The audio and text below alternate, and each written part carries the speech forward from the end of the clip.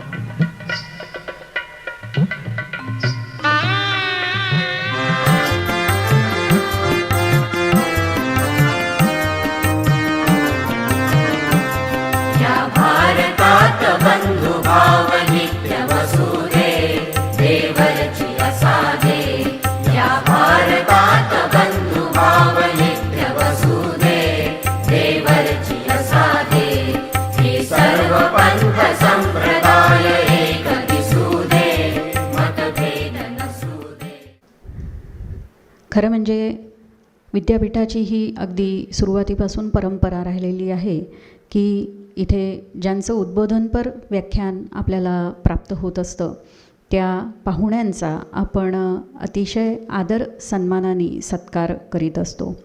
तेव्हा मी कार्यक्रमाचे प्रमुख अतिथी आणि वक्ते माननीय डॉक्टर प्रशांत ठाकरे यांचा मानचिन्ह, ग्रामगीता, शाल व श्रीफळ देऊन सत्कार करण्यासाठी माननीय कुलगुरू डॉक्टर सुभाष चौधरी यांना विनंती करते.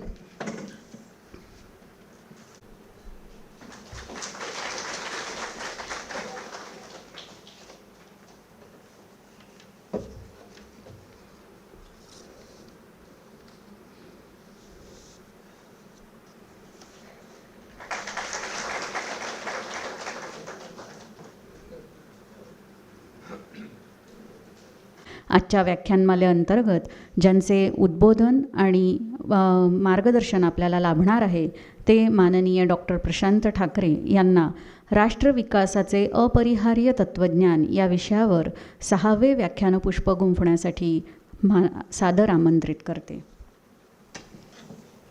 ताही अतनो गती तस्मात् सज्जनम ताणम असंभद्रव वाणिजो. जिस प्रकार व्यापारी अपने घोड़ों को काबू में रखकर व्यापार करता है, उसी प्रकार जो आदमी अपने विचारों को बस में रखकर जीवन जीने का प्रयास करता है वही सच्चे मायने में इंसान कहलाता है. असा 2500 वर्षापूर्वी ज्यांनी या जगाला संदेश दिला ते सर्वोत्तम भूमिपुत्र सिद्धार्थ तथागत भगवान गौतम बुद्ध.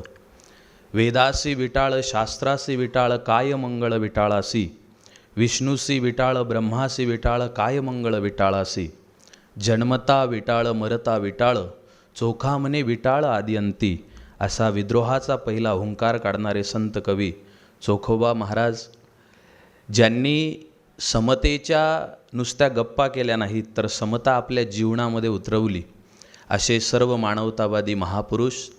आणि समता ही राजांच्या व्यासपीठावरून कशी आचरणातून प्रदर्शित व्हायला पाहिजे हे ज्यांनी दाखवून दिलं, तेली माळी कुंभार चांभार महार मातंग पाटील देशमुख या सगळ्या भिंतीच्या पलीकडे जाऊन 18 पगड जातीच्या लोकांचं स्वराज्य स्थापन केलं. ज्यांच्याबद्दल हिंदीमधला कवी प्रदीप असं म्हणतो की देखो मुल्क मराठो का ये यहाँ शिवाजी डोला था. मुगलों की ताकत को उसने तलवारों पे तोला था. हर पर्वत पर आग लगी थी, हर पत्थर एक शोला था. बोली हर हर महादेव की, बच्चा बच्चा बोला था. वीर शिवाजी ने रखी थी लाज हमारे शान की. और इस मिट्टी से तिलक करो, ये धरती है बलिदान की.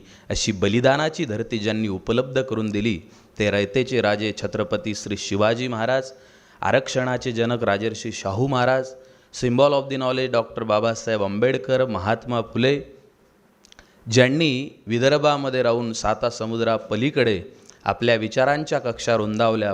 परवा मी ग्लोबल कॉन्फरन्समध्ये मुंबईला होतो. हजारो लाखो किलोमीटरवरती राहूनसुद्धा लोक ज्यांच्या जगण्याला पाहून जीवन कसं जगावं हे शिकत आहेत असे कर्मयोगी वैराग्यमूर्ती श्री संत गाडगे महाराज. आणि ज्यांच्या 55व्या पुण्यतिथीच्या निमित्ताने त्यांच्याच नावाचं विद्यापीठ खरं तर माझ्यासाठी खूप आनंदाची गोष्ट आहे. आज एकाच दिवशी सकाळी महाराजांच्या नावानं असणाऱ्या विद्यापीठामध्ये बोलण्याचे हे भाग्य मला लाभलेले आहे. आणि संध्याकाळी राष्ट्रसंत तुकडोजी महाराज कॅन्सर हॉस्पिटलच्या वतीने गुरुदेव सेवा मंडळाच्या वतीने कीर्तन आयोजित केलेलं आहे. तिकडे कीर्तन करण्याची संधी लाभलेली आहे. असं ज्यांनी आपल्या जीवनातून समाज जीवनाला आपल्या तत्त्वज्ञानानं भेदून टाकलं. आणि मी नेहमी असं म्हणतो की लाखो साधू जन्माला आले, पण लाखो साधूंमध्ये एकच महात्मा असा जन्माला आला ज्या महात्म्यानं हातामध्ये खंजिरी घेऊन बॉर्डरवरती उभं राहून बोलण्याची हिंमत केली. महाराज हातात खंजिरी घेऊन उभे राहतात आणि हातात खंजिरी घेऊन समोर बंदुकी धारण केलेले सैनिक आहेत आणि त्या संगिणीच्या समोर, त्या बंदुकीच्या समोर छाती पुढे करून महाराज असं म्हणतात, गजकी हमेशा चालको गद्दे कभी पाते नहीं, कुत्ते भले ही भौंकते पर बीच में आते नहीं, पर शेर ऐसी शक्ति है जो कुशल होता खेल में, करके वही राजा होता जंगलों के मेल में. जंगलामध्ये सिंहाचा ज्याप्रमाणे दरारा असतो तसा आपल्या आचरणातून, विचारातून आपल्या तत्त्वज्ञानाचा दरारा ज्यांनी निर्माण केला होता ते मानवतेचे महान पुजारी वंदनीय गुरुमाऊली गुरुकुंज बिहारी राष्ट्रसंत श्री तुकडोजी महाराज यांच्या चरणी नतमस्तक होतो. आजच्या या राष्ट्रसंत व्याख्यानमालेला या आताच अतिशय सुंदर सर बोलले, या राष्ट्रसंत तुकडोजी महाराज नागपूर विद्यापीठाचे कुलगुरू आदरणीय डॉक्टर सुभाषजी चौधरी सर, प्रमुख उपस्थितीमध्ये असलेले आदरणीय डॉक्टर संजय दुधे आणि या संपूर्ण कार्यक्रमाच्या संबंधानं अत्यंत महत्त्वाची जबाबदारी पार पाडणारे या महाराजांच्या नावानं असलेल्या राष्ट्रसंत तुकडोजी महाराज नागपूर विद्यापीठाचे कुलसचिव माननीय डॉक्टर राजू हिवसे आणि तुकडोजी अध्यासनाच्या प्रमुख या ठिकाणी आदरणीय डॉक्टर राजलक्ष्मी थोटे मॅडम, या कार्यक्रमाचं सूत्रसंचालन करणाऱ्या डॉक्टर अमृता, या कार्यक्रमाकरता उपस्थित नागपूर शहरामधले परिसरामधले आपण सगळे सुज्ञ श्रोते, प्राध्यापक, विविध विद्याशाखांचे प्रमुख, डीन आणि सर्व या ठिकाणी उपस्थित भावांनो आणि बहिणींनो, राष्ट्रसंत तुकडोजी महाराजांच्या संबंधानं राष्ट्रविकासाचे अपरिहार्य तत्त्वज्ञान राष्ट्रसंत श्री तुकडोजी महाराज असा विषय या व्याख्यानाचा आहे. पहिल्यांदा आपण ही गोष्ट लक्षात घेतली पाहिजे की राष्ट्रविकास ज्याला म्हणतात किंवा राष्ट्र ज्याला म्हणतात ते नेमकं काय आहे. विद्यापीठाचा परिसर आहे म्हणून थोडं त्या दृष्टीनं बोलतो. राष्ट्र ही संकल्पनाच आता धुसर होते की काय अशा पद्धतीची परिस्थिती निर्माण झालेली आहे. आम्ही सगळेजण जातपात धर्म पंथ पक्ष विसरून राष्ट्राकरता पेटून उठलं पाहिजे अशी जी भावना असायला पाहिजे होती, दुर्दैवानं ती भावनाच नेस्तनाभूत करण्याच्या काही एक प्रक्रिया, काही एक घडामोडी देशामध्ये चाललेल्या आहेत.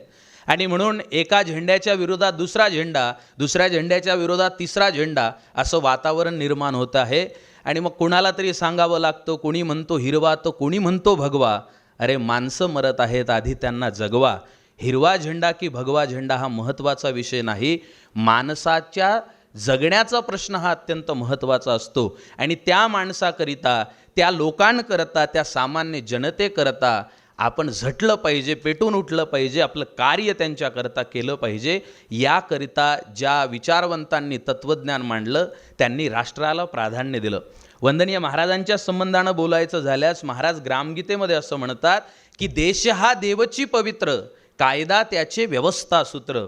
माझा देश हा माझ्यासाठी देव आहे, किंबहुना देवाच्या पलीकडेही माझा देश आहे, जी भावना आंतरराष्ट्रीय स्तरावरती विकसित झालेल्या देशांची दिसते.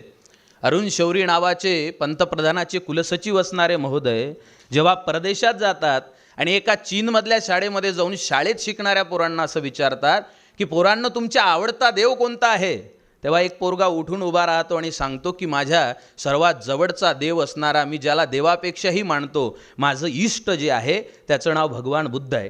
तेव्हा अरुण शौरी त्याला प्रतिप्रश्न करतात आणि असं म्हणतात, तोच भगवान बुद्ध जर तुझ्या देशावरती आक्रमण करण्याकरता चालून आला तर तू काय करशील.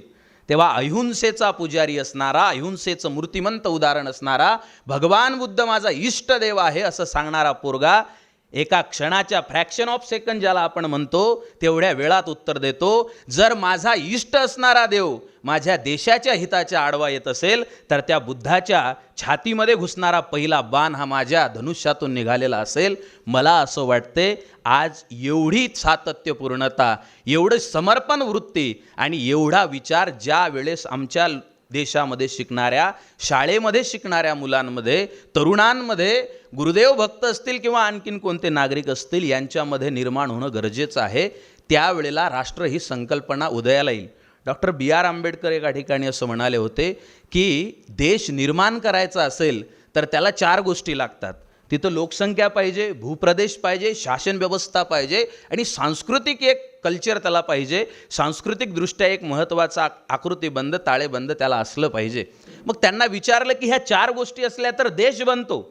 मग राष्ट्र बनण्याकरता याच्यासाठी काय पाहिजे? डॉक्टर बाबासाहेब आंबेडकर असं म्हणतात की या 4 गोष्टी जेव्हा अस्तित्वात येतात तेव्हा फक्त देश बनतो. पण या 4ही गोष्टीच्या पलीकडे आपल्या देशामध्ये राहणाऱ्या लोकसंख्येतला प्रत्येक माणूस हा माझा जीव जेवढा प्रिय आहे तेवढाच प्रिय मला वाटायला लागेल, तेव्हा त्या देशालाच राष्ट्र असं म्हटल्या जाते. दुर्दैवानं आपण पाहतो अनेक मोठे मोठे विद्वान राष्ट्र आणि देश याच्यामध्ये गफलत करतात. वंदनीय महाराजांना याची जाण होती आणि म्हणून महाराज म्हणतात की देश हा लोकसंख्येने अस्तित्वात येईल, देश हा शासन व्यवस्थेने अस्तित्वात येईल, देश हा भूप्रदेशाने अस्तित्वात येईल. पण त्याला राष्ट्र बनवायचं असेल तर जेवढा एसीच्या खोलीमध्ये राहणारा माणूस महत्त्वाचा आहे तेवढाच बांधावरती, शेतावरती 45 डिग्री सेल्सिअसमध्ये काम करणारा हा माझाच भाऊ आहे अशी भावना ज्या वेळेला निर्माण होईल आणि त्याच्यासाठी मी जेव्हा काम करायला लागेल त्यावेळेला राष्ट्राचा एक घटक म्हणून मी अस्तित्वात येईल. आता महाराजांनी राष्ट्रविकास कोणत्या दृष्टीनं सांगितला तर मी एक PhDचा विद्यार्थी म्हणून तुम्हाला सांगतो. पुणे विद्यापीठामध्ये ज्याला ऑक्सफर्ड ऑफ द ईस्ट म्हणतात तिथला मराठी विषयातला गोल्ड मेडलिस्ट 2014 सालचा होतो. अनेक चर्चासत्रांमध्ये गेलो. मी राष्ट्रसंतांचा भक्त, भाविक म्हणून बोलत नाही. एक गोष्ट पहिल्यांदा लक्षात घ्या, महाराजांनी जे राष्ट्रविकासाचं तत्त्वज्ञान सांगितलं हे अत्यंत महत्त्वाचं बेसिक लेवलवरचं आहे, जे अनेक विचारवंतांनी सांगण्याचा प्रयत्न केला पण त्यांना सांगता आलं नाही. मग जबाबदारीनं बोलतो. महाराज असं म्हणतात राष्ट्र ही संकल्पना किंवा देश हा आम्हाला जर विकसित करायचा असेल तर त्या राष्ट्रामध्ये असणाऱ्या माणसाच्या वर्तनाकडे पहिल्यांदा लक्ष दिलं पाहिजे. अनेक समाजशास्त्रामध्ये असणारे विद्वान लोक सांगतात की आपण समाजामध्ये हा बदल केला पाहिजे, पण मानवी वर्तनावरती मात्र फार कमी लोकांचं लक्ष आहे. महाराज नेमकं तिथं जातात आणि पहिल्यांदा कॅरेक्टर बिल्डिंग नावाची जी गोष्ट आहे जी अलीकडे आलेली आहे त्या कॅरेक्टर बिल्डिंगकडे महाराज लक्ष देतात. आणि मग ग्रामगीतेचा 2रा अध्याय आपण उघडा. महाराज असं म्हणतात माणूस जन्माला येण्याच्या अगोदर तो राष्ट्राच्या विकासाला कसा पूरक होईल यासाठी एक महत्त्वाचं काम करणारा घटक समाजामध्ये आहे, तिचं नाव आई आहे. 1 good mother better than 1000 school teacher. दुर्दैवानं असं आहे की एक आई जी आहे जी सुसंस्कृत आहे, एका आईकडे जे संस्काराचा खजिना आहे त्या संस्काराच्या खजिन्यातून राष्ट्रासाठी ते चांगल्या पुत्राला घडवू शकते याचा विसर तिला पडलेला आहे. आणि म्हणून त्याच ग्रामगीतेमध्ये महिलोन्नती नावाचा अध्याय वंदनीय महाराज पुढे लिहितात आणि महिलांनी स्वतःची उन्नती कशी करावी आणि त्या योगाने आपल्या समाजातल्या सगळ्या लोकांच्या उन्नतीकरता कसं सहाय्यभूत व्हावं याबद्दलचं विवेचन करतात. आता महाराज म्हणतात ती आई 1 good mother better than 1000 school teacher, तिनं नेमकं काय केलं पाहिजे? ग्रामगीतेचा 2रा अध्याय. मी सगळ्या ओव्या म्हणत नाही, थोडक्यामध्ये महाराज असं म्हणतात संस्कार दुष्परिणामकारी न पडावे आतील गर्भावरी, म्हणून मात्या पित्याने सदाचारी राहावे सद्भावे, न करावे अश्लील भाषण न बघावे दृश्यहीन, न राहावे व्यसनाधीन दुर्गुणी अन्न न खावे, आहार विहार सात्विक पूर्ण उत्तम गुणी चिंतन वाचन, झोपता जागता चिंतन आदर्श महापुरुषांचे, येथोनी पाहिजे जतन केले, पुढे मूल जन्मास आले आणि तेव्हापासून संस्कार घडले पाहिजे सद्धर्माचे, मुलाचे वय जसजसे वाढे.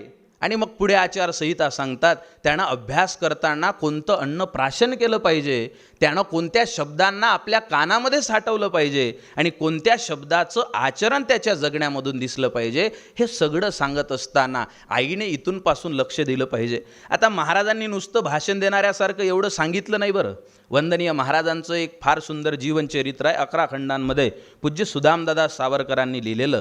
त्यामध्ये त्यांनी अशी एक नोंद करून ठेवलेली आहे की महाराज कोण्याही स्त्रीच्या घरी, कोणाचीही गृहस्थाच्या घरी जात होते तेव्हा बैठकीमध्ये बसत नव्हते. आपण सगळे लोक जे आपले सगळे औपचारिकता असते हे सगळे पाळणारे आहो. महाराज याच्या पलीकडे जात होते आणि बैठकीमधून सरळ स्वयंपाक करण्याची जी स्वयंपाक खोली आहे तिथं जात होते आणि त्या स्त्रीला हळूच प्रश्न विचारत होते, स्वयंपाक झाला का तुमचा? आणि मग ती सांगत होती, हो महाराज. बाजूला महाराज पाहत होते आणि महाराजांना जर कांद्याचे टरफलं, लसणाचे टरफलं आणि अजून काही जर दिसलं तर महाराज, बाई तुझं किचन, तुझी स्वयंपाक खोली ही स्वच्छ असली पाहिजे, कारण तुझी स्वयंपाक खोली हे देशाचं भवितव्य घडवण्याचा कारखाना आहे. इथं तुझा मुलगा अन्नप्राशन करतो आहे. आता आपल्या शिकलेल्या लोकांना ही गोष्ट फार सोपी साहजिक वाटेल, कारण आपण भाषणं ऐकू ऐकू आपली परिस्थिती अशी झालेली आहे. कारण अनेक गोष्टी आपण त्या स्तरावर जाऊन समजून घेण्याची संवेदनशीलता तरी आपल्यामध्ये आहे का, याच्यावरती सुद्धा चिंतन करण्याची वेळ आज आलेली आहे. मला त्याच्यामधला गाभा तुम्हाला सांगायचा आहे. कदाचित वंदनीय महाराज त्या साध्या वाक्यातून या विश्वाला सूचना देतात की या घराची बैठक जेवढी महत्त्वाची नाही, या घराचा चेहरा मोहरा जो दिसतो तो सुद्धा जेवढा महत्त्वाचा नाही, तेवढा महत्त्वाचा या घराचा जो भाग आहे, ती स्त्री, ती गृहिणी ज्या ठिकाणी काम करते आहे ती, कारण तिचं वर्तन जर व्यवस्थित असेल, तिच्या वर्तनामध्ये जर स्वच्छता असेल, तिच्या वर्तनामध्ये जर शिस्त आणि शांती, गांभीर्य या सगळ्या गोष्टी असतील, तर कदाचित तिच्या पोटी जन्माला आलेला मुलगा हा तेवढ्याच उच्चतेने निर्माण होईल. महाराजांनी फक्त घरातल्या स्त्रियांना सांगितलं असं नाही. तुम्ही तुकडोजी महाराजांच्या चरित्राला ज्या वेळेला उघडून बघाल तेव्हा असं लक्षात येईल, 57मध्ये आचार्य अत्रे आणि तुकडोजी महाराजांचा मराठा वृत्तपत्रामध्ये, दैनिकामध्ये त्यांच्या फोटो छापला आणि त्याच्या खाली तुकडोजी महाराजांचे विधान लिहिल्या गेले होते. ते विधान असं होतं, तुकडोजी महाराज म्हणाले होते की राष्ट्राच्या उन्नतीसाठी सर्व कवींनी एकत्रित आलं पाहिजे आणि राष्ट्राची कविता म्हटली पाहिजे. टला ट आणि रीला रीन झाली माझी कविता पुरी असं म्हणणारे कवी देशाचं काहीच करू शकत नाहीत. महाराजांचे शब्द जर तुम्ही ऐकाल तर वंदनीय महाराज असं म्हणतात की या देशातले कवी ही राष्ट्राच्या चेहऱ्याला आणि त्याच्या शरीराला सालंकृत करण्याचं काम करतात, पण खरे कवी ते असतात, खरे राष्ट्रकवी ते असतात जे बाहेरच्या शरीराला सजवण्यामध्ये व्यस्त राहत नाहीत, तर ते शरीर बलवान कसं होईल, सुदृढ कसं होईल, मजबूत कसं होईल यासाठी धडपडत असतात आणि त्या दृष्टीनं कार्य करत असतात. फक्त तिथंच सांगून थांबले नाहीत, तर मी प्रताप महाविद्यालय अमळनेरचं, तिथं तुकडोजी महाराज जातात तेव्हाचे मी श्री गुरुदेव मासिकामधले काही रेफरन्सेस पाहत होतो. तुकडोजी महाराज 8वी 10वीच्या वर्गामध्ये शिकणाऱ्या पोरांच्या पुढे असं म्हणतात, अरे पोरांनो तुम्ही सिनेमे पाहता. हे महाराजांचे वाक्य जसेच्या तसे सांगतो. It's very important sentence, double inverted comma, single underline, point noted. Maharaj असं म्हणतात, पोरांनो तुम्ही सिनेमे पाहता आणि सिनेमे पाहून तेरे प्यारी प्यारी सूरत पर किसी की नजर ना लगे म्हणता. अरे तुमच्यासारख्या पोरांनी, तुमच्यासारख्या शिक्षण घेणाऱ्या विद्यार्थ्यांनी जर मुलीला पाहून तेरी प्यारी प्यारी सूरत म्हटलं तर देशाच्या सुरतीकडे, देशाच्या चेहऱ्याकडे कोण लक्ष देईल सांगा बरे. वंदनीय महाराजांचे शब्द काळजात साठवण्यासारखे आहेत. मित्रांनो, महाराज त्या विद्यार्थ्यांना सांगतात, महाराज त्या लोकांना सांगतात, महाराज त्या नेत्यांना सांगतात आणि महाराज कुंभमेळ्यात जाणाऱ्या त्या आलेल्या साधूंना सुद्धा सांगतात, यहाँ पर आप कुंभ मेला में एक जगह पे आते हो तो मुझे बहुत आनंद होता है, लेकिन यहाँ आकर अपने आखाड़े का गुणगान गाते हो मुझे ऐसा लगता है जिस दिन इस देश के साधु अपनी डफली अपना राग छोड़कर देश का भजन गाएंगे उस दिन मेरा देश बहुत बड़ा बनेगा और मेरा राष्ट्र एक तेजस्वी राष्ट्र बनेगा. हे किती सुंदर तत्वज्ञान आहे. या तत्वज्ञानाचा पाठलाग करत करत वंदनीय महाराज फक्त बोलघेवड्यांसारखे बोलत नाहीत. मला फार दुःख वाटते, तुकडोजी महाराज किती महान होते याच्यावरती फेसबुकवर एखादा माणूस लिहितो आणि मग त्याच्यावर 10 लोक बोलतात. एखादा माणूस तुकडोजी महाराजांच्या संबंधानं लेखन करतो आणि मग त्याच्यावरती 20 लोक कमेंट करतात. पण ते सगळं करत असताना फक्त बोलण्याच्या पलीकडे जाऊन आपण काय कार्य करतो हा आलेखसुद्धा वंदनीय महाराजांच्या चरणी आपण सादर केला पाहिजे. कारण महाराज हे नुसतं बोलत नाहीत. काय करतात महाराज? आमगाव नावाचं छोटंसं गाव, ज्या गावामध्ये जाण्याकरिता रस्ता नसतो आणि कुणीतरी म्हणतो महाराज तुमच्या भजनाचा कार्यक्रम ठेवायचा आहे. महाराज म्हणतात जाण्याला रस्ता नाही, आम्ही त्याची व्यवस्था करू. रात्रभराचा वेळ होतो, 2-4 दिवस निघून जातात, रस्ता तयार होत नाही. कुण्यातरी खेड्यात महाराज जातात आणि मोटर जाऊन थांबते आणि सांगितल्या जाते की पुढे गाडी जात नाही. तेव्हा राष्ट्रविकासाचं अपरिहार्य तत्त्वज्ञान सांगणारा हा महात्मा स्वतःच्या डोक्यावरती टोपली घेतो, हातामध्ये फावडं घेतो आणि जगाच्या इतिहासामध्ये संत हा भजन लिहित असताना मंदिर, गाभारा, घंटी, पूजा, पाती ह्या सगळ्या गोष्टी लिहिताना तुम्हाला दिसेल, पण विश्वामधला हा एकमेव संत महात्मा असा आहे ज्याच्या भजनामध्ये शब्द येतात, फावड़ी टोपली ले ले भाई, टिकास भी तो साथ करो, जिनके घर में गंदा होगा हंसी खुशी से साफ करो, चल चल भाई करे सफाई, कूड़ा कचरा साफ करे, बहुत दिनों का रुका हुआ है मिलकर सुंदर आज करे, सड़ी हुई यह फल और सब्जी कौन दिया है डाल यहाँ, मलमूत्रों को बाहर छोड़ा कौन किया बेहाल यहाँ, समझ नहीं आई है उनको अपने घर का काज करे, बहुत दिनों का रुका हुआ है मिलकर सुंदर आज करे. हे शब्द जरी साधे असले तरी या शब्दांच्या पाठीमागे वंदनीय महाराजांच्या तत्त्वज्ञानाचा गाभा आहे. आता आपल्या देशामध्ये अनेक विद्वान आपल्याला पाहायला भेटतात. फिलॉसॉफीला मांडणारे जाणणारे काही लोक जर या ठिकाणी बसलेले असतील तर ते आम्हाला विचारतात. पुणे विद्यापीठामध्ये मी शिकत असताना एका फार मोठ्या शिक्षण घेतलं की माणसाचा एक प्रॉब्लेम होतो. शिक्षण घेतल्यानंतर माणसामध्ये अशी ऐट निर्माण होते की लोखंडाचा पुतळा तरी वाकेल पण शिक्षण घेणारा माणूस वाकेल की नाही अशी परिस्थिती निर्माण होते. आणि म्हणून मग विद्वान झाला माणूस की त्याला आपलं जेवढं शिक्षण आहे या शिक्षणात संपूर्ण विश्वाचं ज्ञान साठवलेलं आहे, याच्या पलीकडे काहीच नाही असा अहमगंड निर्माण होतो. मला एक जण विचारायला लागला, अरे काय हे म्हणता घडी घडी म्हणी तुझे नाम जपावेन, याच्यात काय तत्त्वज्ञान आहे आणि काय तुम्ही सांगता ग्रामगीता, हे ग्रामगीता म्हणजे काय गाव झाडा रस्ते साफ करा, याच्यात कुठलं तत्त्वज्ञान आहे. फिलॉसॉफीचे अभ्यासक असणारे लोक त्यांना असं जेव्हा वाटते किंवा संशोधन करणारे लोक त्यांना जेव्हा असं वाटते तेव्हा आमच्यासारख्या जबाबदार व्यक्तीनं वंदनीय महाराजांच्या तत्त्वज्ञानाचा काय बेस होता हे समाजापुढे मांडलं पाहिजे. पण दुर्दैवानं असं झालं, भगवी टोपी घालणाऱ्याला चांगल्या साफसुथऱ्या कपड्यामध्ये असणारा माणूस हा तुकडोजी महाराजांचा शत्रूच आहे की काय असं वाटायला लागलं. आणि जो चांगल्या कपड्यांमध्ये आहे, चांगल्या विचारामध्ये वावरतो आहे, त्याला भगवी टोपी घालणारा माणूस म्हणजे येडपड आहे की काय असं वाटायला लागलं. म्हणून याच्याकडचा अनुभव आणि त्याच्याकडचं तत्त्वज्ञान या दोन्हीचा मेळ बसेनासा झाला. मी अनेक ठिकाणी जातो. राष्ट्रीय विज्ञान दिनाला मी इस्रोचे जो विभाग आहे मुंबईला वाशीमध्ये ब्रिट नावाची संस्था आहे, तिथं 450 शास्त्रज्ञांसमोर बोललो. आतमध्ये एंट्री द्यायला तयार नव्हते. मला म्हणे महाराज बाकीचे सगळे शास्त्रज्ञ आम्हाला समजले पण हे लुंगीवाल्याला कशाला का बोलावलं, एवढ्या चांगल्या कार्यक्रमात तुमचं काय काम आहे. आम्ही माणसांना असं पाहायला लागलो. मी हे यासाठी सांगतो, तुकडोजी महाराजांना सुद्धा लक्षपूर्वक ऐका, तुकडोजी महाराजांना सुद्धा हातामध्ये खंजेरी घेऊन गावागावामध्ये कुठंतरी भजन करत फिरणारा एक साधू आहे असं आचार्य अत्रेंसारखा माणूस जर काही दिवस मानत असेल तर आपल्यासारखे छोटे मोठे विद्वान भुलतात, याच्यात मला काही नवल वाटत नाही. महाराजांकडे त्या दृष्टीनं पाहिल्या गेलं. पण माझ्या राष्ट्रसंतांच्या तत्त्वज्ञानाचा बेस मी तुम्हाला सांगतो. पूर्वेकडचे देश, संपूर्ण पूर्वेकडचे देश भगवान बुद्धाच्याही पलीकडे एका व्यक्तीला मानतात फिलॉसॉफीच्या क्षेत्रात, तत्त्वज्ञानाच्या क्षेत्रात. त्या व्यक्तीचं नाव आहे कन्फ्युशियस. या कन्फ्युशियसला पूर्वेकडचे सगळे लोक जे आहेत, देश जे आहेत ते पूज्य मानतात. कन्फ्युशियस सारखा विचारवंत नाही असं म्हणतात. त्या कन्फ्युशियसला ज्या वेळेला आशिया खंड सुद्धा नीटपणाने ओळखत नव्हता, माझे शब्द लक्षपूर्वक ऐका, ज्या वेळेला त्या कन्फ्युशियसला आशिया खंड म्हणतो मी, भारत ज्या खंडामध्ये येतो तो आशिया खंड सुद्धा कन्फ्युशियसला पूर्णपणाने ओळखत नव्हता, तेव्हा गुरुकुंज मोजरीच्या दास टेकडीवर पायथ्याला कन्फ्युशियसचा पुतळा बसवणारा जगातला एकमेव महात्मा म्हणजे राष्ट्रसंत श्री तुकडोजी महाराज आहेत. ज्या कन्फ्युशियसचे तत्त्वज्ञ, ज्या कन्फ्युशियसचं तत्त्वज्ञान हे डॉक्टर B.R.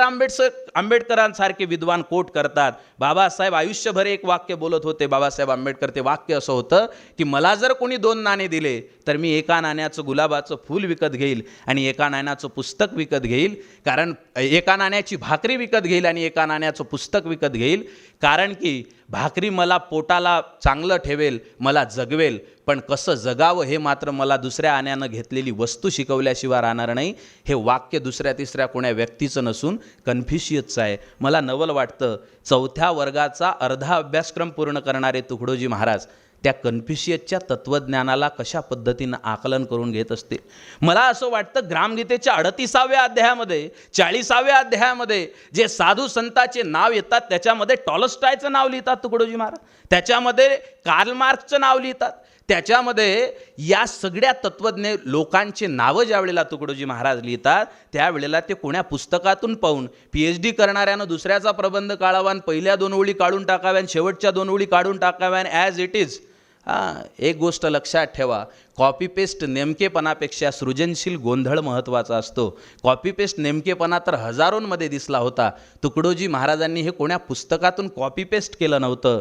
आतला सृजनशील गोंधळ त्यांना खुणावत होता आणि म्हणून 4था वर्गही पूर्ण न झालेले तुकडोजी महाराज लोकांनी समजले आणि लोकांना वाटलं 4थाच वर्ग शिकला नाही याला कुठलं ज्ञान समजणार आहे. पण तेच तुकडोजी महाराज ग्रामगीतेच्या 38व्या अध्यायामध्ये जेव्हा अध्यात्माची परिभाषा करतात तेव्हा हजारो ग्रंथ त्यांच्या पुढे नतमस्तक होतात. मला असं वाटते तत्त्वज्ञानाचा खरा बेस राष्ट्रसंत श्री तुकडोजी महाराजांकडे होता.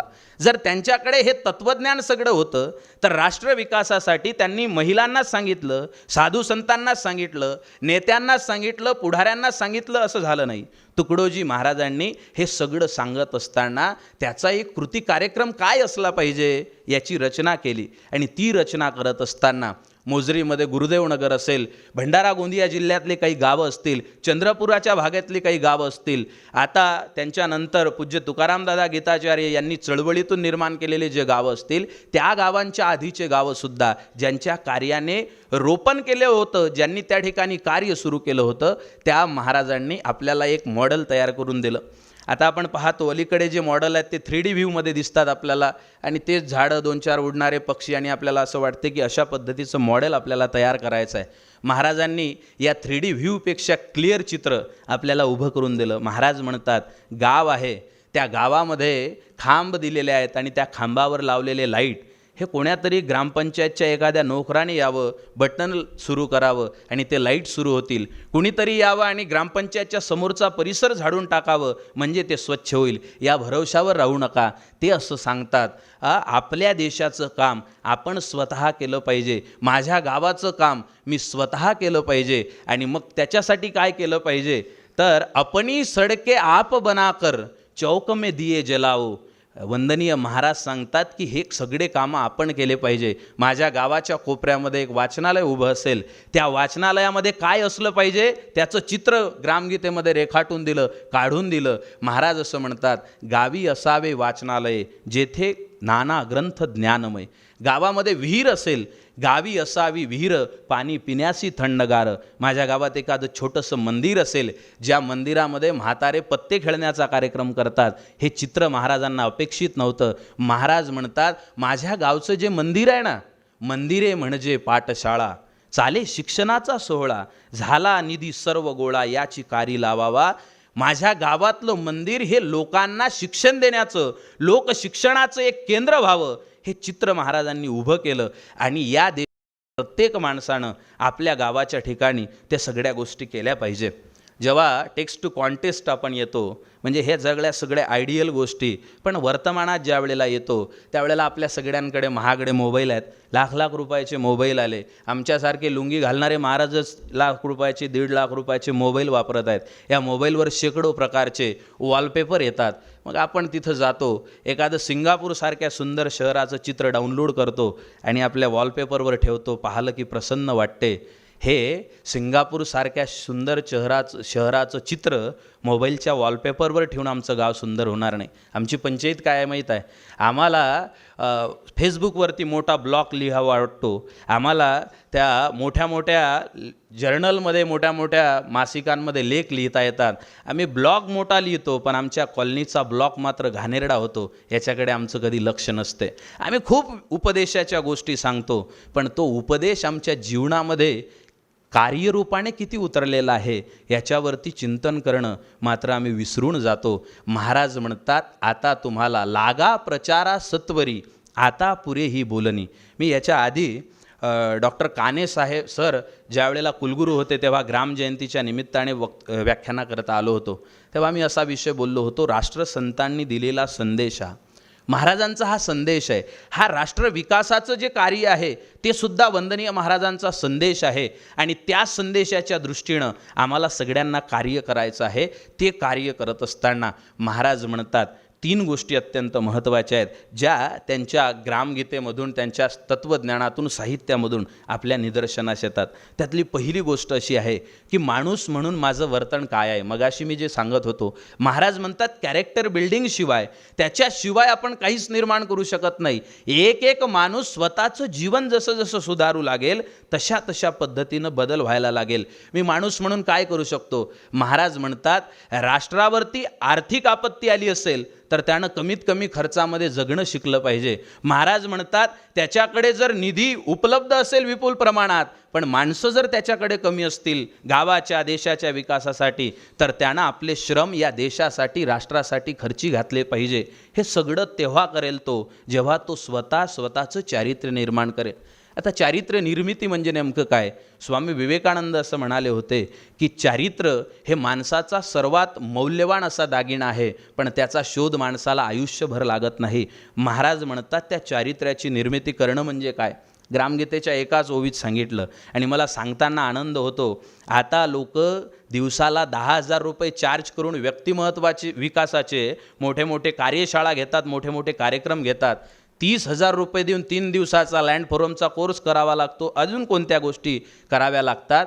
वंदनीय महाराजांनी व्यक्तिमत्व विकास नावाची गोष्ट एकाच वाक्यात सांगितली, एका ओवीत सांगितली. महाराज असं म्हणतात, मनुष्य निरोगी सात्विक बनावा, त्यास व्यसनाचा उपद्रव नसावा, त्याचा व्यवहार त्रासदायी न व्हावा कोणासही.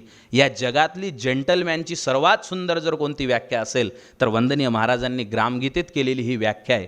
दुर्दैवानं आपण जेंटलमॅन पाहतो. आपल्याला जेंटलमॅन कोणता दिसतो. तो लिफ्टमधून उतरत असतो आणि मग त्याचं पोट पुढे येते, मग तो श्वास आतमध्ये घेतो, रेचक कुंभक 2 मिनटं काहीतरी करतो आणि मग त्याच्या अंगात मोठं ब्लेझर चढवलेलं असते. 2 कुत्रे येतात आणि त्याचे पाय चाटायला लागतात आणि खाली लिहून येते परफेक्ट मॅन, द जेंटलमॅन. हा जेंटलमॅन नाही आहे, हा जाहिरातींनी तुमच्या डोक्यात पेरलेला चुकीचा जेंटलमॅन आहे. हा जर जेंटलमॅन असता तर लुंगी गुंडाळून भारतीयत्वाची, हिंदुत्व नाही हे वेशभूषा, हे आपल्या आचरणातून, बोलण्यातून सांगणाऱ्या विवेकानंदाच्या पुढे लाखो लोक नतमस्तक झाले नसते. वंदनीय महाराज म्हणतात जेंटलमॅन बनणं, कॅरेक्टर बिल्डिंग तयार करणं हे पायापासून सुरुवात आहे. आतमधून वर्तनामध्ये बदल झाला पाहिजे. मनुष्य निरोगी सात्विक बनावा. आज किती लोक निरोगी आहेत. मी खेड्यापाड्यामध्ये फिरतो, लोक सांगतात आम्हाला, कोणी म्हणतो टोंगडे दुखतात, कोणी म्हणतो मान दुखते, कोणी म्हणते सकाळी जाग येत नाही, कोणी म्हणते झोपच लागत नाही. काही जण तर मला विचारतात, महाराज हे झोपीची गोळी आहे, हे घेतल्याशिवाय झोप येत नाही, माझी झोपीची गोळी केव्हा बंद होईल. म्हटलं पुढच्या हप्त्यात तर तुला 2 गोळ्या सुरू होतील. उजव्या कळावर झोपायचं आहे पिवळी गोळी घे, डाव्या कळावर झोपायचं आहे हिरवी गोळी घे. कारण जीवनभर दिवसभर शांततेनं झोप लागावं असं काही कामच केलं नाही ना. तुला झोप कशी काय लागेल. माणसं निरोगी बनले पाहिजे. आता निरोगी लोक नाहीत ते कसे बनावे तेही महाराजांनी सांगितलं. आता मी आरोग्यावरती काही लेक्चर द्यायला आलेलो नाही. ग्रामगीतेचा 14वा अध्याय ग्राम आरोग्य. महाराज म्हणतात सकाळी उठल्यापासून आंघोळ कशी करावी, जेवण कसं करावं, हे सगळं त्यानं तो निरोगी बनेल. बरं तो निरोगी बनला, मनुष्य निरोगी सात्विक बनावा. अनेक लोक निरोगी आहेत पण सात्विक नाहीत ना. सात्विकता हे त्याच्या वागण्या बोलण्यातून लोकांच्या करता चांगली त्याला वाटलं पाहिजे, लोकांना त्याच्याकडे पाहून चांगलं वाटलं पाहिजे. मनुष्य निरोगी सात्विक बनावा, त्यास व्यसनाचा उपद्रव नसावा. आज आपण पाहतो आपल्या घरातला 25 वर्षाचा मुलगा हा किती व्यसनांनी त्या ठिकाणी पछाडलेला आहे. मी इंटरनॅशनल हॉस्टेलमध्ये राहायला होतो. एवढी 4-5 फुटाची डस्टबिन रिकामी येत होती आणि दुसऱ्या दिवशी सकाळी त्या सगळ्या डस्टबिनमध्ये वेगवेगळ्या पद्धतीच्या मादक द्रव्यांच्या रिकाम्या बाटल्या एका रात्रीमध्ये 5 फुटाची डस्टबिन भरून जायची. हे इंटरनॅशनल हॉस्टेलमध्ये शिकणारे पोरं आहेत. हे MSc करणारे मुलं आहेत, हे MCOM करणारे मुलं आहेत, हे PhD करणारे मुलं आहेत, हे MPhil करणारे मुलं आहेत. आणि ज्या दिवशी यांच्याकडचा पैसा संपून जातो त्यावेळेला रुमालावरती व्हाईटनर टाकून त्याच्यापासून सुद्धा नशा करता येईल का असे मार्ग हे शोधायला लागतात. तेव्हा माझ्या राष्ट्रसंतांचे शब्द अंगावरती शहारा उभा करतात. तेव्हा राष्ट्रसंतांचे शब्द काळजाला ओढून काढतात. तेव्हा राष्ट्रसंतांचे शब्द माणसाला हलवतात आणि ते राष्ट्रसंत सांगतात, अरे राष्ट्र जागवा, जागृत व्हा तरुणांनो, वीर वृत्तीचा दिवा उजळवा, जागृत व्हा तरुणांनो. धर्मनीती ही दलित दलापरी भारत भूची झाली, भक्ती मुक्तीचे सोंग वाढले, दुर्बलता उरी आली. त्या राष्ट्रसंतांच्या भजनामध्ये मी बारीक निरीक्षण करणार आहो, एक एक शब्द वाचून त्याचा सार तुमच्या पुढे सांगतो. महाराजांनी आपल्या भजनामध्ये, अभंगामध्ये, साहित्यामध्ये सगळ्यात जास्त जर कोणते शब्द वापरले असतील तर ते शब्द वापरले मित्रांनो, मित्रा, दोस्ता. हे शब्द वापरत असताना वंदनीय महाराज का मित्रांनो म्हणतात वारंवार, वंदनीय महाराज का दोस्तांनो म्हणतात वारंवार, वंदनीय महाराज भावांनो का म्हणतात वारंवार? कारण वंदनीय महाराजांना माहीत होतं या देशातले युवक, ज्या युवकांच्या शक्तीला व्यसन नावाच्या गोष्टीनं त्या ठिकाणी नेस्तानाभूत केलेला आहे आणि उरलेली शक्ती चुकीच्या ठिकाणी वापरल्या जात आहे. तो पाश्चिमात्य विचारवंत असणारा एक कवी असा म्हणतो की I am not useless, I am useless, I am not careless, I am careless. हे या देशातले तरुण पोरं बेकाम झालेले नाही आहेत. त्यांचा काम कुठं करून घ्यावं, त्यांचा उपयोग कुठं करून घ्यावा याची अक्कल आम्हाला उरलेली नाही आहे. या देशातले जे मुलं आहेत ते निष्काळजी नाही आहेत, पण त्यांची काळजी व्यवस्थित कशी घ्यावी याचा विवेक आम्ही हरवून बसलेला आहो. त्या तरुणांना महाराज म्हणतात हे व्यसन सोडले पाहिजे. तुम्हाला ऐकताना आश्चर्य वाटेल, 7 दिवसातले 3 तास हे सर्वे केलेलं आहे माझ्या खिशातल्या गोष्टीने. 7 दिवसांमधले 3 तास या देशातल्या 23 ते 30 वयोगटातल्या मुलांचे कुठं खर्च होत आहेत? 3 तास दर आठवड्याचे कटिंगवाल्याच्या सलूनमध्ये, त्या सलूनमध्ये त्याचे खर्च होतात. ते कशासाठी होतात माहीत आहे का? खालचे खालचे काढा, वरचे वरचे ठेवा, 2 एकर नांगरा, 2 एकर तसंच उभं ठेवा. आणि त्याला असं वाटतं की ही केशभूषा, ही वेशभूषा म्हणजे माझ्या जीवनाचं अल्टिमेट गोल आहे. मी कशानं सुंदर दिसेल तर माझी व्यवस्थित कटिंग असली पाहिजे, व्यवस्थित सगळं असलं पाहिजे. हे त्याला हे लागलेलं व्यसन आहे. कदाचित हे तंबाखूपेक्षा सुद्धा, तंबाखू, जर्दा जे काही असेल याच्यापेक्षा सुद्धा जास्त घातक होईल. याने झालं काय? त्या देशातल्या महत्त्वाच्या संसाधनाचं लक्ष हे त्याच्या बाह्य वर्तनावर केंद्रित झालं आणि अंतरामध्ये बदल करायचा असतो. कॅरेक्टर बिल्डिंग हे अंतकरणातून सुरू होते, याचा विसर त्याला पडलेला आहे. आणि म्हणून आपण पहा, कॉलेजच्या कट्ट्यावर पोरं बसलेली दिसतील, सिगारेटचे वर्तुळं काढणारे मुलं तुम्हाला दिसतील, आयुष्याला सट्ट्यावर लावणारे पोरं तुम्हाला दिसतील. आणि ज्या देशात या भारतात बंधुभाव नित्य वसुदे हे एवढे सुंदर शब्द म्हणायला आहेत, त्याही देशातले पोरं एक्सक्यूज मी मेरा दिल तुझ पे फिदा है रे असं म्हणणारे दिसतील. ज्याच्या घरात प्यायला पाणी नाही, मी जबाबदारीनं बोलतो, हा विनोदाचा विषय नाही, ज्याच्या घरात प्यायला पाणी नाही त्याची आई डोक्यावरती गुंड घेते, मोठा हांडा घेते आणि पाणी भरायला जाते. त्या घरातलं पोरगं उलटे बोटं करून आज ब्ल्यू है पाणी पाणी म्हणते, त्याच्या घरात प्यायलाच पाणी नाही.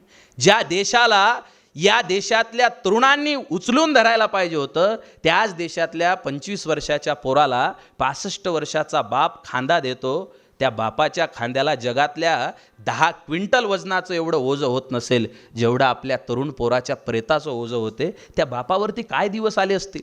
महाराजांचं तत्त्वज्ञान या देशातल्या तरुणाला त्याच्यातून बाहेर काढू शकते. महाराज म्हणतात, प्राणाविन जणू देह दिसावा, महाली जणू कधी दीप नसावा. तसेच झाले तुझ विन जग हे, हर्ष नसे कोणात.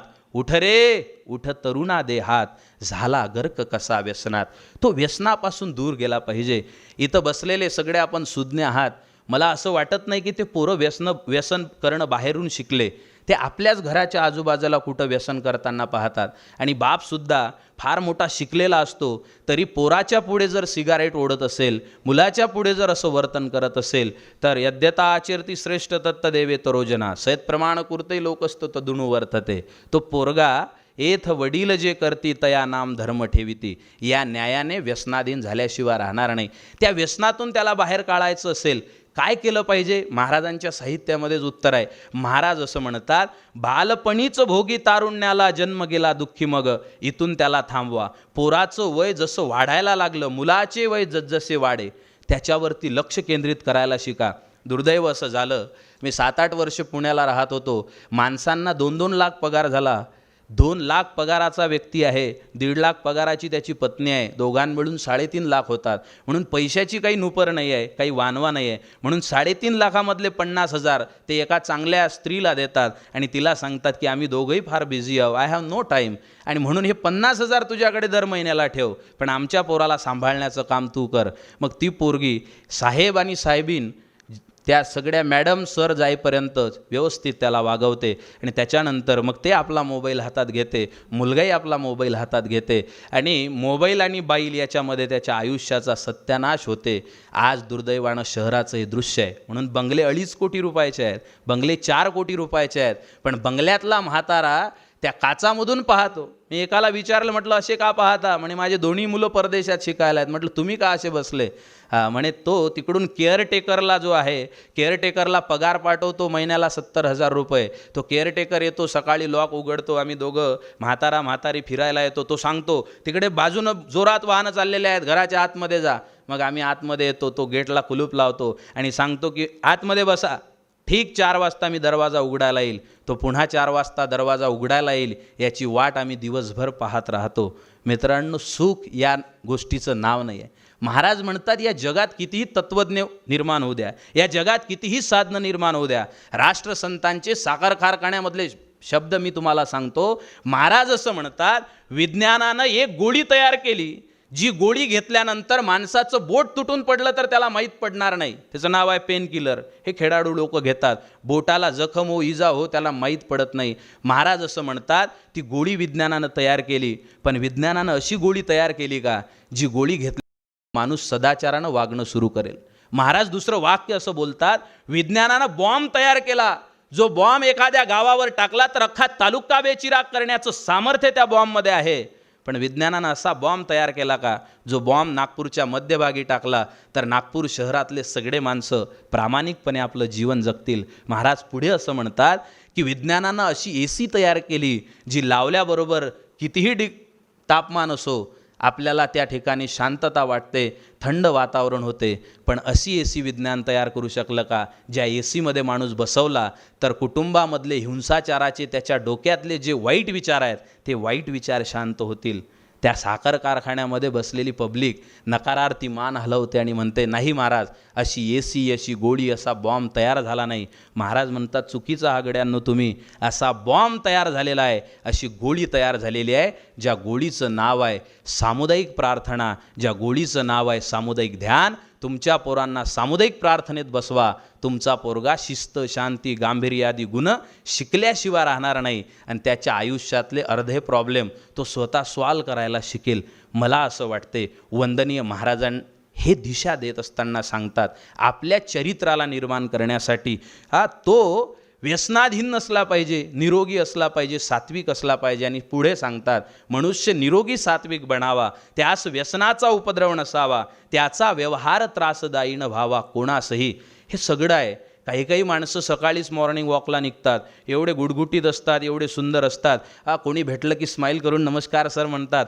हे सगळे माणसं आहेत, हे सात्विक माणसं आहेत. त्यांचं शरीरसुद्धा तंदुरुस्त असते, ते निरोगीसुद्धा आहेत. त्या माणसांना मात्र जर देशासाठी काही करण्याची इच्छा नसेल, तो माणूस जर राष्ट्रासाठी माझं काही देणं लागते ही भूमिका घ्यायला जर तयार नसेल, महाराज म्हणतात तो पूर्णांशाने स्वतःचं चरित्र निर्माण करतो आहे आणि देशाला सहाय्यभूत होतो आहे असं म्हणता येणार नाही. असं चरित्र निर्माण झालं. आता त्या व्यक्तीला काय करायचं आहे तर त्या व्यक्तीला दुसरी गोष्ट करायची आहे. समूहाच्या ठिकाणी जिथं तो राहतो आहे तिथं त्यांना आपल्या आजूबाजूच्या लोकांना हे तत्त्वज्ञान, हा विचार जाऊन सांगितला पाहिजे. पहिल्यांदा आपल्या कुटुंबापासून सुरुवात केली पाहिजे. आम्ही नुसतं बोलत नाही. बऱ्याच लोकांना आमचे भाषणं ऐकून असं वाटते की हे भाषण देण्याचे स्पेशालिस्ट आहेत. आम्ही नुसतं बोलत नाही. मी स्वतःचा विवाह 160 रुपयामध्ये केलेला आहे. फक्त 160 रुपयामध्ये विवाह केला ना. मी पती पत्नीनं बसून असा हिशोब केला की किती लागत होते. म्हटलं आपण गरीब माणसं आहो, जास्तीत जास्त 2-3 लाखात आपलं आटोपलं असतं. मग तिनं सांगितलं की 1.5 लाख माझे, 1.5 लाख तुमचे, 3 लाख दोघांचे गोळा केले. आणि 3 लाखाच्या निधीमधून ज्या दिवशी लग्न झालं त्या दिवसापासून आई वडील नसणाऱ्या 4 वर्षाच्या एका मुलाची आयुष्यभराची जबाबदारी स्वीकारली. मला असं वाटते ही छोटी गोष्ट आहे. माझ्या स्तुतीसाठी हे मी सांगत नाही आहे. माझ्यापेक्षा मोठं कार्य करणारे इथं बसलेले असतील. हे छोटी गोष्ट आहे, पण ही गोष्ट आपण आपल्या आजूबाजूच्या लोकांसाठी करू शकतो. करोडो रुपयाचं अन्न जिथं नासाडी होते त्या ठिकाणचे माणसं समाज सुधारणेच्या गोष्टी करतात. आणि गावी दिवाळीचा सण आला परंतु पहावा कुणी राहिला भुकेला घरी असं म्हणणाऱ्या तुकडोजी महाराजांच्या विदर्भामध्ये शेजारचा माणूस भुकेने व्याकुळ होतो. ज्या देशामध्ये मजारीवरती चादरं चढवल्या जातात चढ़ती थी उस मज़ार पर चादरे बेशुमार, और बाहर बैठा एक फकीर ठंड से मर गया. चादरी चढवल्या जातात, पण थंडीनं मात्र जिवंत जातिवंत असणारा फकीर कुडकुडून जर मरत असेल तर आम्ही कोणती भक्ती करतो आहे. आमच्या देवांवरती दुधाचे अभिषेक केल्या जातात. आता नवीन नवीन येत आहे, मला त्या प्रकरणावरती बोलायचं नाही आहे. त्या मंदिरामध्ये जाऊन आम्ही अभिषेक करायला लागलेला हो, पण ज्या देशामध्ये साधं दूध तान्ह्या पोरांना भेटत नाही, चंद्र मागतला नव्हता अर्धी भाकर पोटाले, गोठ अमृताची नव्हती दूध तानुल्या होटाले. ज्या आईच्या स्तनातून दुधाचा थेंब येत नाही, ती आई रस्त्याच्या कडेला गिट्टी फोडण्याचं काम करते, आपल्या लेकराला दूध पाजण्यासाठी हतबल होते. त्या देशामध्ये एसीच्या खोलीत बसून तत्त्वज्ञानाच्या गोष्टी करून काही होत नाही, तर खेड्यापाड्यामध्ये जाऊन गरिबाचे लेकरं आपल्या काखेत उचलायचे असतात. हे वर्तनातून सांगणाऱ्या राष्ट्रसंत तुकडोजी महाराजांची आज समाजाला गरज आहे. आपण सगळेजण सुज्ञ अशा पद्धतीचे विचारवंत असे लोक आहात.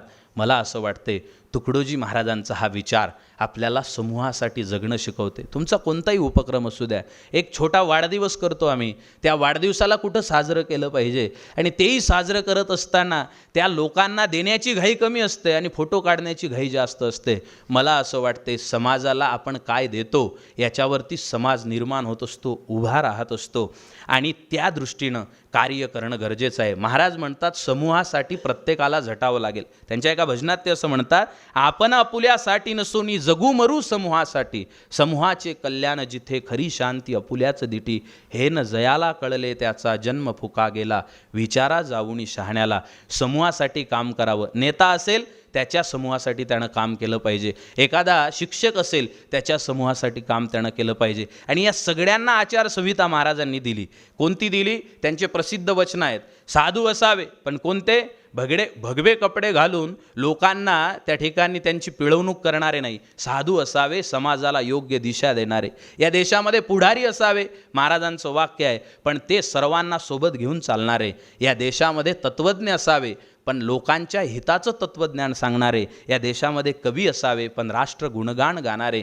या सगळ्यांनी आपापल्या समूहाची जबाबदारी पार पाडली पाहिजे. त्यावेळेला तो नेता असेल, शिक्षक असेल, विद्यार्थी असेल, सामान्य नागरिक असेल, आपल्या देशासाठी काम करेल आणि त्यावेळेला चित्र उभं राहील, ते सुंदर चित्र असेल. महाराज म्हणतात त्यानं समूहाची जबाबदारी पार पाडली. तिसऱ्या टप्प्यावरती त्याला एक महत्त्वाचं काम करायचं आहे.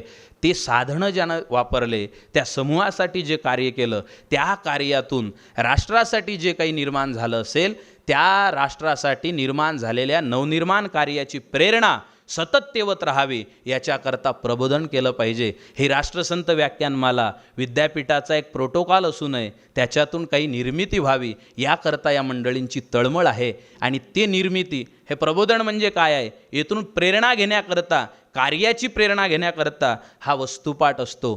ते ज्या वेळेला होईल त्यावेळेला एक फार सुंदर अशा पद्धतीचं चित्र उभं राहील. वंदनीय महाराजांनी आयुष्यभर हीच प्रेरणा केली. अनेक दाखले, अनेक उदाहरणं महाराजांच्या जीवनातले आहेत. आपल्याकडे कॉलेजचे सगळे लेक्चर 45 मिनिटाचेच आहेत. काय आहेत 45 मिनिटाचे? मी सिनियर कॉलेजचा जॉब सोडणारा माणूस आहो. मी 1.5-2 लाखावर असतो आता. मी जॉब सोडणारा व्यक्ती आहो. मी त्याच्यावरती चिंतन केलं, 45 मिनिटाचे काय आहेत. वरिष्ठांना विचारलं. आमचे एक सर असं म्हणाले की विज्ञान सांगते 45 मिनिटं झाले की माणसाचा मेंदू काही ऐकून त्याला साठवून घेण्याच्या स्थितीमध्ये राहत नाही, त्याला रिफ्रेशमेंट पाहिजे. आणि म्हणून सुज्ञ प्राध्यापकानं, सुज्ञ वक्त्यानं 45 मिनिटानंतर बोलणं म्हणजे ऐकणाऱ्याचा जीव घेतल्यासारखं आहे. मी ते पाप करू इच्छित नाही. आपण सगळ्यांनी मला शांततेत ऐकून घेतलं. वंदनीय महाराज फार व्यापक विचार आहेत. वंदनीय महाराज हे जगण्याचं तत्त्वज्ञान आहे. ते राष्ट्राला सालंकृत करणारं, त्याचं शरीर सजवणारं तत्त्वज्ञान नाही, त्याला मजबूत करणारं तत्त्वज्ञान आहे. आणि यासाठी आपण सगळे झटतात. पब्लिकमध्ये बसलेले आमचे अनेक जीवस्य या ठिकाणी दिसत आहेत. आमचे प्रमोदजी पठाळे आहेत, आमचे मेहरदादा आहेत, आमचे निनादजी आहेत, ज्ञानेश्वरजी आहेत. या सगळ्या मंडळींसहित आपण सर्वांनी मला ऐकून घेतलं. या विद्यापीठीय कक्षेमध्ये येणारे जे कार्यक्रम असतात त्याला एका एका गोष्टीला सगळ्या तंतोतंत नियमावली असते, त्याप्रमाणे आपण सगळ्यांनी मला या ठिकाणी बोलावलं, माझा सत्कार समारंभ केला. अजून 3.5 मिनटं माझे बाकी आहेत. आपल्या सर्वांना खूप खूप धन्यवाद देतो. आपल्या सगळ्यांनी वंदनीय महाराज एक वेळ पाहावे. मला दुःखानं सांगावं वाटते, मी गुरुकुंज मोजरीलाही काम करतो, आता मोठी जबाबदारी माझ्यावर आहे, मी सगळीकडे काम करतो. पण दुर्दैवाची गोष्ट अशी आहे, ज्याच्या नावापुढे ग्रामगीताचार्य लिहिलेलं असते त्याला ग्रामगीतेच्या किती अध्यायामध्ये किती ओव्या आहेत हे सांगता येत नाही. ज्याच्या नावापुढे विवाह प्रबोधनकार, राष्ट्रीय प्रबोधनकार लिहिलेलं असते, तो ग्रामगीतेची एक ओवी धड म्हणत नाही. ज्याला महत्त्वाची जबाबदारी दिलेली असते की हे महाराजांच्या साहित्यात फार मोठं काम करणारे आहेत, हे काहीतरी चांगलं सांगतील, तो मात्र पुन्हा कॉपी पेस्ट नेमकेपणावर जर येत असेल तर सगळ्यांनी विचार केला पाहिजे. कार्यकर्ते त्यांचं काम करत आहेत, गावातल्या साध्या माणसाला सांगायची गरज नाही, तो त्याचं काम निश्चितपणे करत आहे. आमचे प्रमोददादा आहेत, साधा व्यक्ती आहे, पैसे नाही आहेत जास्त, पण आपल्या व्यवसायातून भेटलेल्या पैशातून विमानतळावर जर कोणता नवीन व्यक्ती दिसत असेल तर त्याला इंग्लिश बोलणारा असेल तर त्याला इंग्लिशची ग्रामगीता देतात. मला असं वाटते ही सध्याची सगळ्यात मोठी देवपूजा आहे. आपण सगळ्या मंडळींनी या पद्धतीनं आपापलं कार्य करावं. आपल्या सगळ्यांना खूप खूप धन्यवाद. विचारपीठाची रजा घेताना वंदनीय महाराजांचे शब्द, निघू दे दिवस मंगल तो बघा या भारता तुझला, जाताना माझ्या वाणीला विराम देताना एवढंच म्हणेल, मैं मुर्दों का हरदम साथी हूँ, मुझसे मुर्दे मिलते हैं. मैं मुर्दों का हरदम साथी, मुझसे मुर्दे मिलते हैं. जब जब मैं अंगार बोलूँ तो जले हुए भी जलते हैं. दोस्तों तुम मेरा इतना सा काम करवा लेना, दोस्तों तुम मेरा इतना सा काम करवा लेना, एक दिया जलवा कर घर को अपने ले जाना. याद रखो ये दुनिया वालों, मैं इस भूमि का बेटा हूँ और देश के खातिर फांसी चढ़ा उस भगत सिंह से छोटा हूँ. धन्यवाद. जय हिंद, जय भारत. देवची पवित्र कायदा त्याचे व्यवस्था सूत्र, देशाप्रती अशा निष्ठेची अपेक्षा राष्ट्रसंतांनी केलेली आहे. देशाला राष्ट्र बनवायचे असेल तर अखिल मानवतेची कास धरली तरच हे शक्य होऊ शकते. मानवी वर्तन हे राष्ट्रविकासाचे मूळ आहे.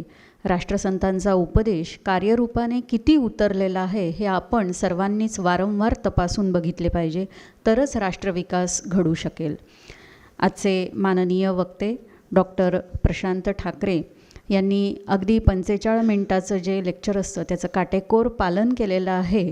पण मला इथे एक मी निरीक्षण केलं की त्यांनी हे जे वेळेचं काटेकोर पालन केलेलं आहे तर ते सुद्धा अगदी राष्ट्रसंतांनी वेळेचं जे महत्त्व सांगितलेलं आहे त्यानुसारच केलेलं आहे. कारण त्यांच्या घड्याळाच्या डायलमध्ये राष्ट्रसंतांचा फोटो आहे, म्हणजे वारंवार वेळेचं सुद्धा भान त्यांना राष्ट्रसंत सांगत असावेत असा माझा कयास आहे, मी चुकत नसेल तर. अतिशय सुंदर, अभ्यासपूर्ण आणि उत्तमोत्तम दाखल्यांनी परिपूर्ण असं आपण व्याख्यान इथे सादर केलं आणि आम्हाला उपकृत केलं. त्याबद्दल आपल्याप्रती लक्ष कृतज्ञता व्यक्त करते सर.